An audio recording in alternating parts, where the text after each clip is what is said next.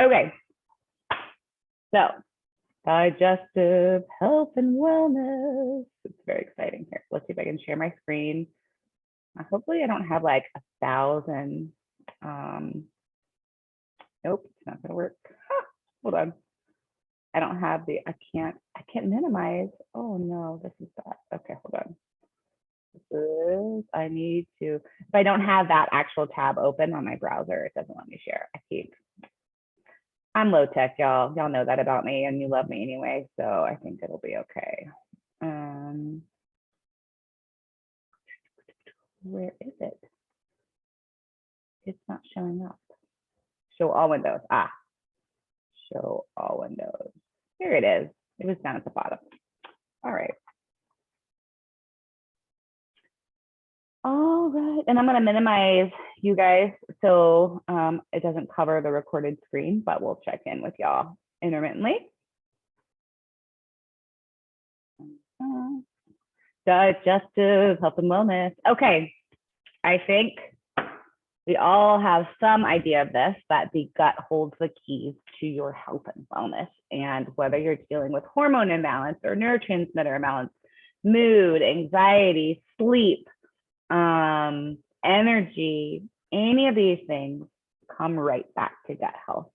And so if you're trying to get to that next level in your health, focusing on your gut has got to be one of the keys to doing that. So why? Why does gut health matter? Well, 70 to 80% of your immune system is located in your gut. The gut helps fight infections and maintain good health. Nutrients are absorbed and assimilated in the gut. Toxins and waste are excreted through the gut. Gut health is extremely intertwined with mental health. It leads to hormone balance, and it's extremely intertwined with blood sugar health. And blood sugar health also leads to hormone balance. So it's this little web of gut health we have here. So we're going to dive deeper into digestive health because, understanding how to make the most out of the food you consume is really important.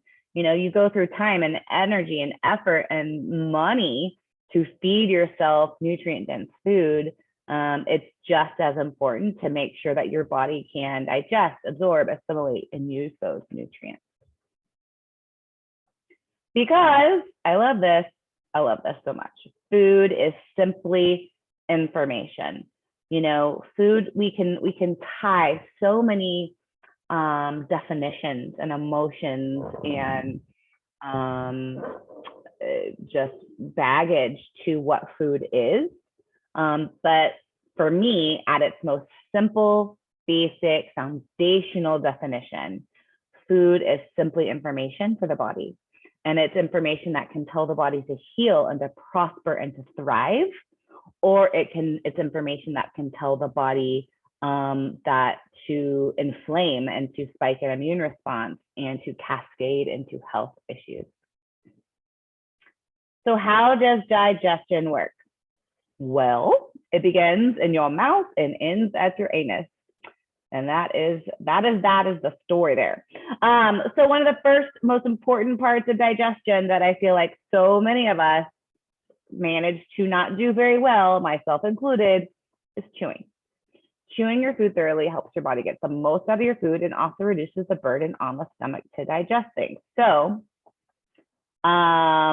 if you are eating really fast because you're in a hurry, or if you're just simply like snarfing it down in between tasks, or if you're eating, slowly where you're just not bothering to chew your food very much, it can make a massive difference for your digestion. So drop a 1 in the chat if you feel like you consistently chew your food very well, like almost to the point of liquidity, or you feel like you're like just snarfing down whole chunks of food. If you feel like you're a snarfer, which I know I can be sometimes, drop a 2 in the chat. So 1 in the chat if you feel like you've got this chewing thing down, 2 in the chat if you feel like you could probably do a better job at it. And I'm just going to drop a 2 because I know myself, right? I know I could do a better job. Snarfomatic. I like that term, Kristen. Snarfomatic. That's good. That is good. All right. So the stomach can deactivate bacteria and viruses with stomach acid, and stomach acid also continues the breakdown of your food. And then, of course, the small intestines where you begin to absorb your nutrients. And then the large intestine and colon pulls out excess water out of digested material so it can be excreted as solid waste. So the other really cool thing I love about our digestive tract is that protective bacteria flourish in the large intestine and are a vital part of your immune system. And then for the colon to detoxify, stool must move 2 to 3 times a day. This is why Sophie and I preach that if you are constipated, you are toxic. And sometimes it is a work in progress. Like you go from every 3 days to every other day, and then maybe you can go from every other day to once a day, and then you can go from once a day to 2 or 3 times a day. So if you aren't shy, and Jody, I know you're new here, always feel free to bring to these discussions what you're comfortable with. If you're not comfortable sharing with something, that's 100% okay. So, but if you are comfortable, drop the number of bowel movements in the chat you have on a regular basis each day, and I'll participate too, y'all. Come on, I'll do it too. Kristen says 1. I say 3. All right. Jody says 3 or 4. All right. Good. So things that can support a healthy colon are foods with soluble and insoluble fiber. So what that fiber does is it binds to toxins and allows your body to excrete them. Proper hydration is key. You should really be working your way up to half your body weight in ounces of water a day. Make sure you add a little electrolyte mixture or a little pinch of salt to your water so you don't deplete your minerals. Probiotics, and of course, daily bowel movements. And here's a really important key, y'all. Without the ability to break down food, absorb nutrients, and excrete waste, those 3 things, your body will become imbalanced and ill. And this is what leads to your symptoms, right? So one of my other favorite things is you aren't what you eat, you are what you absorb. So again, if you are taking the time to buy good food, nutrient-dense food, prepare it and eat it, you want to make sure that you're actually absorbing those nutrients. So let's talk about some of those nutrients. So your brain, hormones, and liver need dietary fat, aka cholesterol. So like a low-fat diet is a low hormone diet. A low-fat diet is a low brain function diet, right? A low-fat diet is a low detoxification diet because your liver needs cholesterol to make bile. Protein is needed for blood sugar balance, happy hormones, a balanced mood, and strong muscles. And nutrients from more carby things like fruits and veggies provide the body with energy and are the key to health and function. So proper balance and absorption of all macros lead to the health and wellness you desire. And, you know, Sophie and I don't really preach like generalities of like 0 types of food groups. Now, except for gluten. If you have any sort of cascade of health dysfunction, we do tend to think that gluten is not going to do you any favors, and sugar is not going to do you any favors. However, I'm a big fan of a little sweet treat every now and then. But if you're doing like sodas all day and cookies, and you're really dialing in on the sugar, then that's obviously not going to be a helpful thing for your health and wellness. But some gurus out there who are like, everybody should do keto, or everybody should do this, or nobody should eat this. Sophie and I really like to take that bio-individual approach to what are the appropriate macros for you, right? What helps your body to thrive? What is going to be the type of nourishment that helps your body to reduce inflammation, right? Okay. So what are some obvious digestive imbalance symptoms? Before I bring on the next bullet point, drop in the chat what you think might be an obvious digestive imbalance symptom. So what's what you would consider to be an obvious digestive imbalance symptom that you have experienced?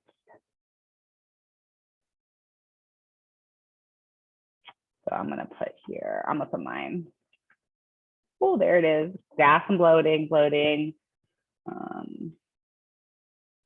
Good. Stomachache, says Jody. Perfect. Yep. For me, the IBS.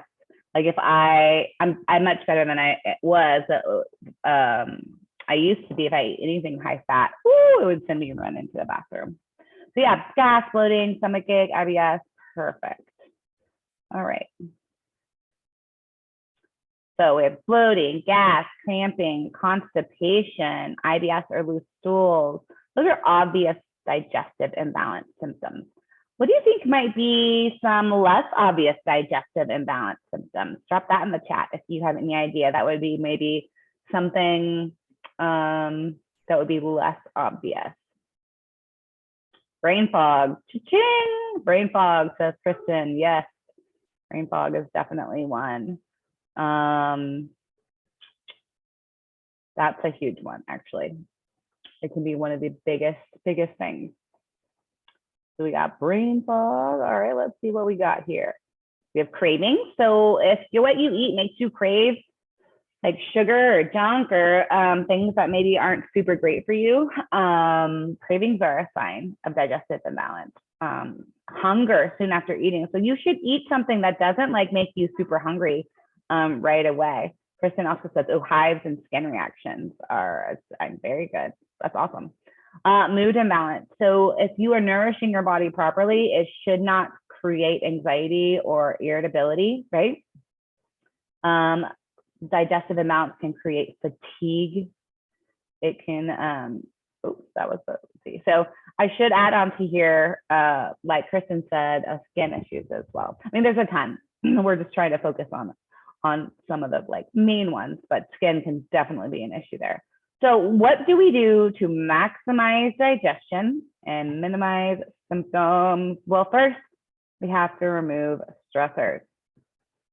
So we've got to ditch the foods that stress your digestive system. And that can look like sugar, dairy, grains, legumes, nuts, seeds, and processed foods. But this, again, can look different for everybody.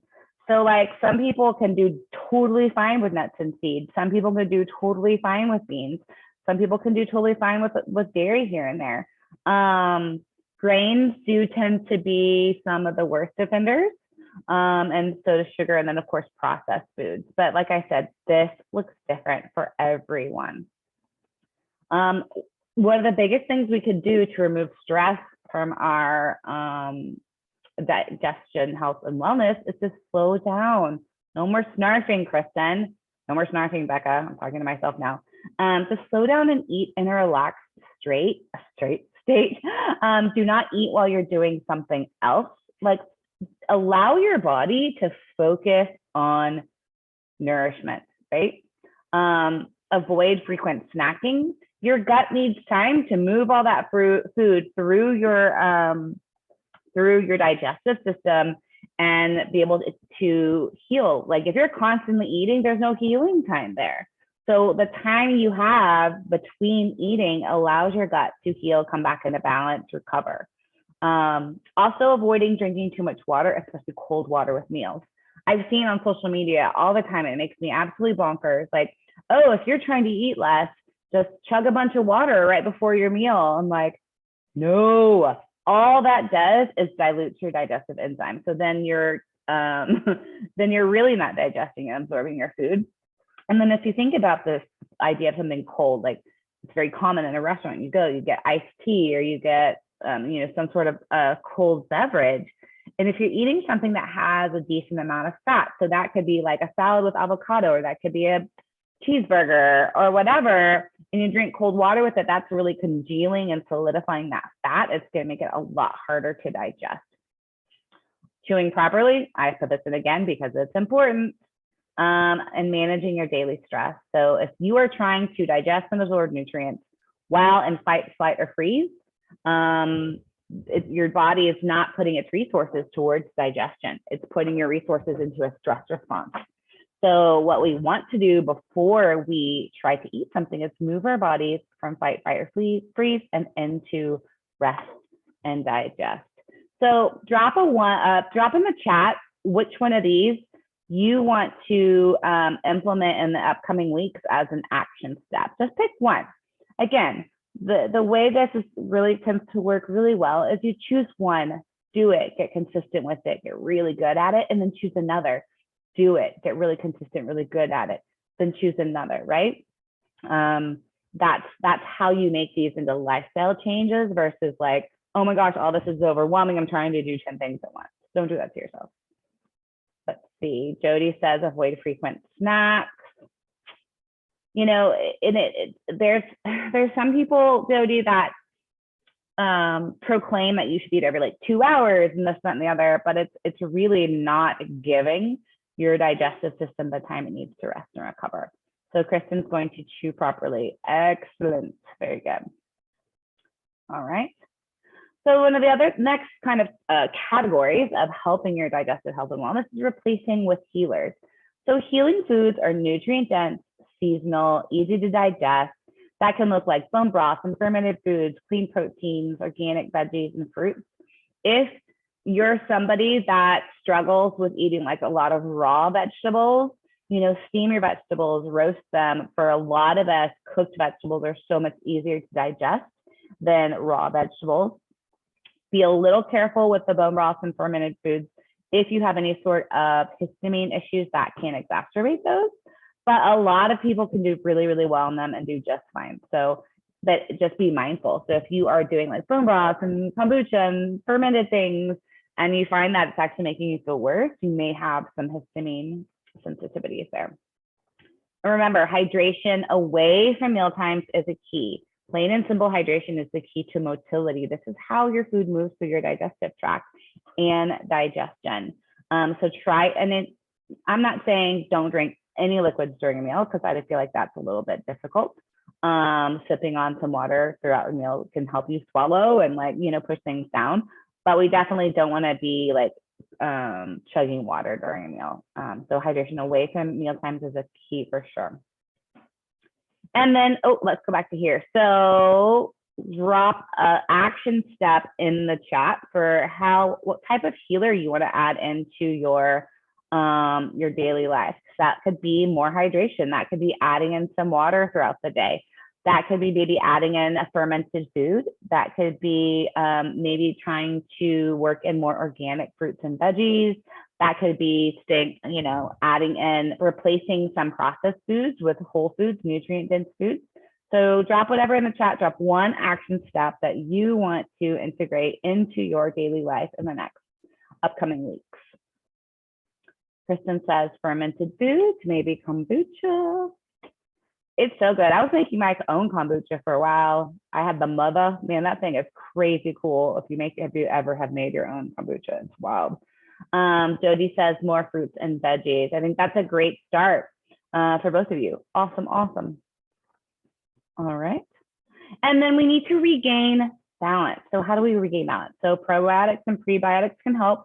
It's the concept of feed and refeed. So probiotics reseed your gut with good guys, and prebiotics are simply the probiotic food.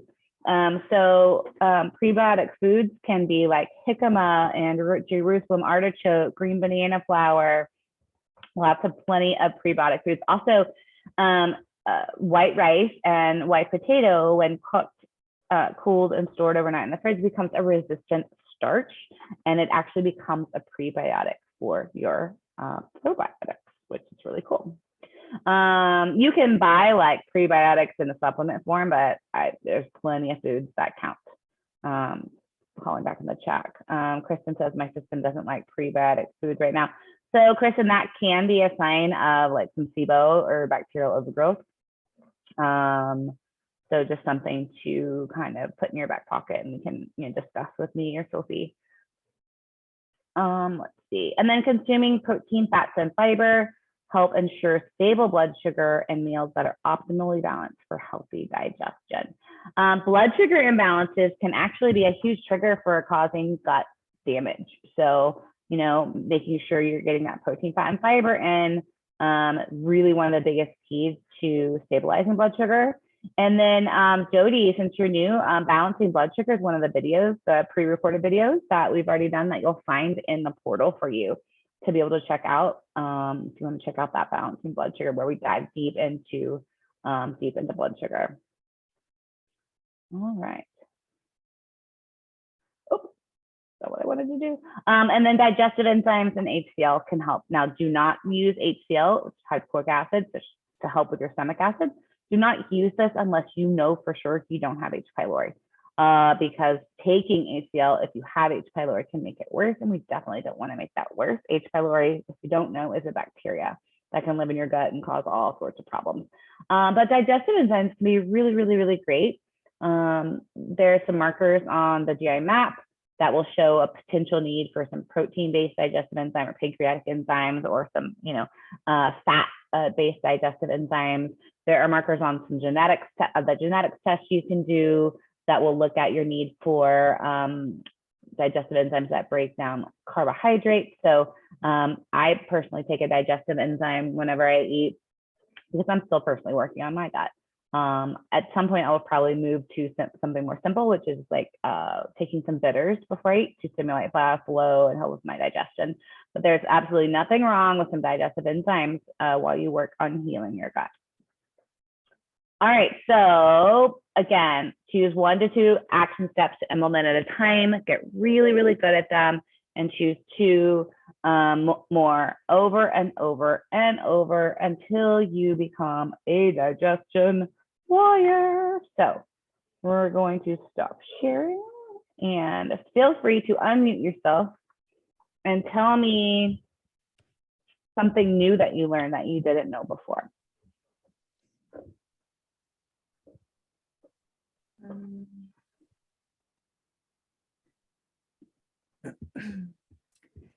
To be honest, I don't think I realized how much your digestion, like your gut health, affects your mental health. I just always kind of assumed they were separate.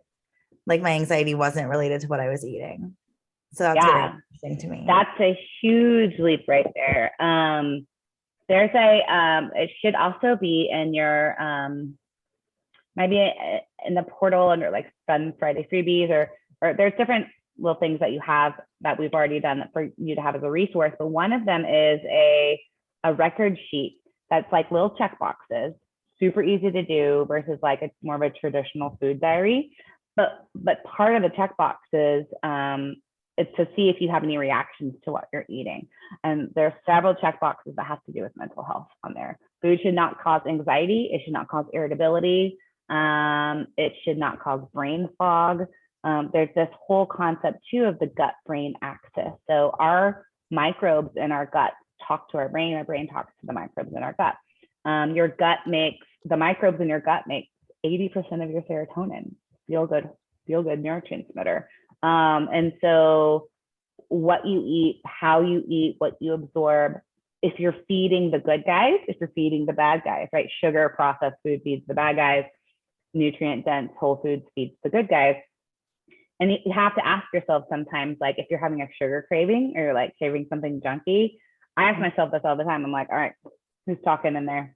Who's telling me to eat this cookie or whatever?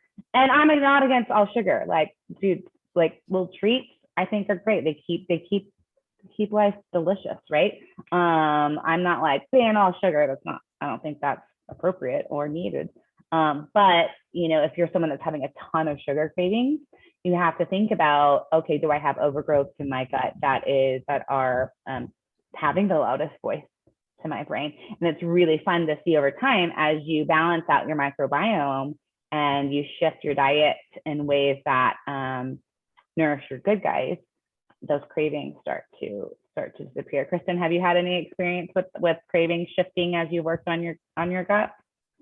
Oh yeah, totally. I'm generally and still my biggest cravings are sugar, but I used to be like a sugar monster. And I found that as my gut has gotten healthier, my sugar cravings have gone down. Like I'm often able to identify like, oh, actually maybe I need protein, or like, oh, I probably need a drink of water. So it's still the pathway. Like if there's a craving, it's definitely for sweets. But now instead of sitting down and feeling like, oh, I really need to eat a whole bunch of cookies, it's like, well, I'll have a little dark chocolate. And that actually does it. Like that does the trick.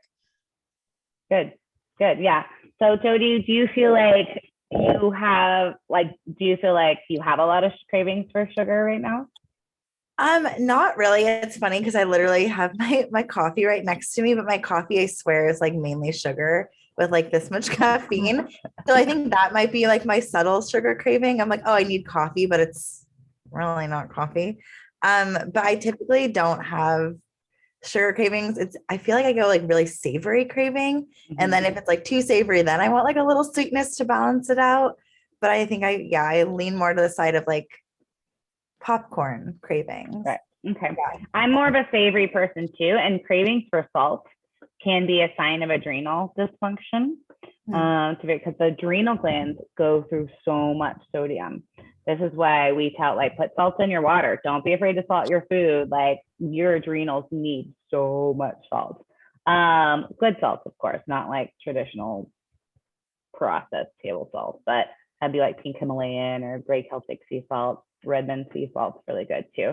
But you may really truly be satisfying those sugar cravings without realizing it with your coffee. So Jody likes a little coffee with her sugar. I used to be like here's my coffee cup and here's my thing of like junky creamer, and I'd just be like, yeah, bring it on. So I feel that, but I've slowly, over time, over a number of years, have moved to no sugar. I can't do black. Like, no, I need my cream or cream, some sort of creamer. Mm-hmm. Do you feel like you could, and that also could be a really source of like blood sugar destabilizing, stuff. Yeah. So do you drink your coffee like in the morning on an empty stomach? Or are you more of like a sipper throughout the day, or how do you do it? I kind of nurse my coffee. Like I've had this one, like it's literally like full and I've had it for like an hour. I've just been slowly sipping. The thing is, I really do like black coffee. I like coffee, but like the acid of just plain coffee is like, I can't handle it. So then when it's like incredibly diluted the way it is, I can sort of like, honestly, I shouldn't be drinking coffee and I do recognize that, but I do like it. So now I go to the more sugar one. Gotcha. I drink 2 cups of coffee every day. I'm to a point where that works for me. Sometimes if you have like really severe adrenal imbalances or hormone imbalances, kicking the caffeine could be a huge game changer. Or if you're not sleeping. I'm not anti all sugar. I'm not anti all caffeine, but there are seasons of your health journey where it may not be helping and it may be appropriate to reduce. So, but I imagine if it's more of the cutting the acidity, then it would be more of like the creamer would be like the white stuff would be more of what's going to balance that versus the sugar. I'm like crazy. I bought an almond cow. Do you know what an almond cow is? So it's a contraption. I have so many small appliances. I have a slight addiction, but it's a contraption that I can use to make my own coffee creamer out of any nut or seed. So you could use coconut, you could use hemp, you could even do oats. You could do oats. I don't do oats, but you could do oats. I've done walnuts, I've done cashews, and I've done almonds so far. My favorite is walnuts with a couple dates, some vanilla, a little hint of sea salt, and some pumpkin spice. Sounds amazing. It's so good. So the dates add a hint of sweetness without like a sugar overload. But for the most part, if I was going to buy a creamer at the store, I don't do dairy, so I was buying the nut pods creamer, which doesn't tend to have sugar. So do you feel like you could make a transition over time to less sugary coffee, still the creamer to cut the acidity, but cut out some of that sugar? Do you feel like that's something that might be something that you could do? Yeah, 100%. Like, to be honest, it's Dutch Bros. I don't know if you drink Dutch Bros or have ever had Dutch Bros, but it's like a college nostalgic coffee shop. Nice. And they're just, so like their coffees are just sweet, but I can go drink like a latte with almond milk and no sweetener, like no problem. I mean, this obviously tastes better, but I do know I could, like, I should like slowly wean myself off their coffee if I really want. Cause like we have the almond milk creamer in our fridge, but I still go buy coffee. I think it's also, I just like buying coffee. Oh, Yeah, it's your little like this is mine, right? Like it's fun to have those little gifts to ourselves. but yeah. But if your gift to yourself could potentially be imbalancing your blood sugar or causing cravings, then it's it's like it's not the gift we want it to be. Right. So again, like and you know what? There's nothing wrong with having your fancy like that coffee like every now and then. Like again, I don't think it's appropriate or realistic to be like, we're never having these things in our life. Like that's just, who wants that kind of life, right? But if it's something you're having daily or like 4 or 5 times a week, that could be putting a big roadblock in your healing. Mm-hmm. Yeah. So I mean, I've even like once every couple of months that we have here, I'm in Texas, a coffee place called Summer Moon, and it's so good. And but I know that it's just something like I'm like, today I'm doing this for myself. No guilt, no shame, no regret. I own it and I enjoy every single step. So okay. So Kristen, did you learn anything new, or maybe not new, but like you're like, oh yeah, I forgot about that? Yeah, I was reminded how significant the list of gut stressors is. And that sounds overwhelming, but it's actually really encouraging, because I kind of get in a track in my mind where I'm like, my gut's not working because all these things bother me. But it's like, well, they're stressors. So it helps me, it kind of continues to help me on my path of making peace with like, grains just aren't real good for me. And I'm like, okay, that's all right. It's okay to choose that over eating oatmeal or like whatever. So it's helpful to see them all listed there and be like, yeah, you know what? That's right. They are understood to be difficult to digest, and that's okay. Yeah. And sometimes we feel, I mean, of course, because they're happening to us, that we feel such a personal connection to our symptoms. Like I like, we take it personally, like our guts are doing this thing to us, right? Like, how could you? Why can't I have normal digestion? Like, and we can really like rage about it internally, like, but there are some things that across the board can be difficult for most people, and sometimes it can help to kind of depersonalize the issue. Be like, oh, well, this is just something that's like, could be, one of those things. I find like I can't do like any sort of like raw cruciferous vegetable or like jicama, anything like that. I also have a SIBO test that's been sitting in my desk staring at me since December. I haven't done it yet. But I did you see my post from yesterday? Probably didn't. I did. Yeah. Yes, so I did. That's my first, Jody. I just discovered that I have Lyme, so I'm focusing on that. But I think I also have SIBO, so I'm going to be doing the test too. But I've been, and SIBO and Lyme can often be connected. As with everything, it's all connected. So, all right. So 2 action steps for each of you. Tell me what they are again. The ones you chose. Oh, I said less frequent snacking. Okay. And more fruits and veggies. More fruits and veggies. Good. All right. And Kristen, what are your 2 action steps? Chewing appropriately and adding some fermented foods. Kombucha seems like an easy entry point. And it's so delicious too. I wish I could do kombucha. It's like, it's just satisfying. I don't know. It's so good. Have you ever tried kombucha, Jody? No. And I'm sorry. I'm going to just tell you why. I spilled some in my car once, and I like just can't get that. It just smelled so bad. I literally can't drink it. Like I get that. I understand. I feel that. Yeah. Cause it has that little smell to it. And if it's all in your car, and especially if your car got hot. Oh yeah. It was not good. And I was like, no, I don't know. Like maybe eventually I'll just decide, but right now it's a no from me. I support that no wholeheartedly.